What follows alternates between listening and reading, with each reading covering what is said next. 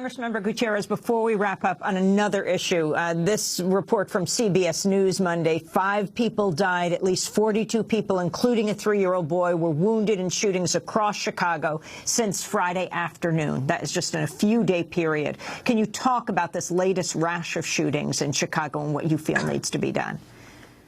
You know, Amy, I read the papers. I read about what's going on in Syria. I read about what's going on in Iraq. I read about what's going on in Ukraine, and I read about the violence across the world. But the first thing I read about is the violence in my own city of Chicago.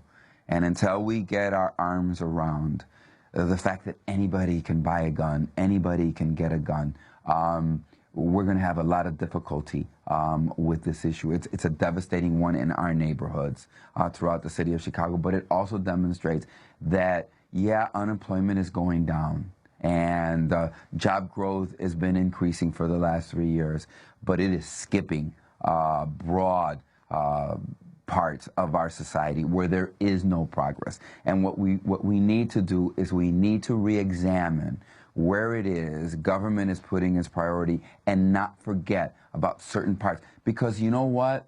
The violence is so contained to certain neighborhoods of the city of Chicago that many of us in the rest of the city of Chicago feel unaffected by it. But in the end, they are Chicagoans, and we need to take good care of them, and we need to provide them with the kind of economic and social sustenance that they need. But at the same time, we need the tools of law and order to be there, and so that there's a community working with government. And we need to get the guns off the street first and foremost so that we can stop the weapons of violence. But there's a lot more.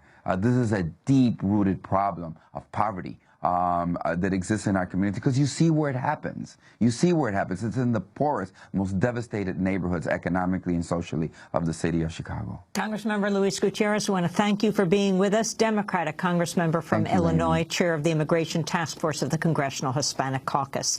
This is Democracy Now! When we come back, a report by the ACLU on the militarization of police departments around the country. The war comes home. Stay with us.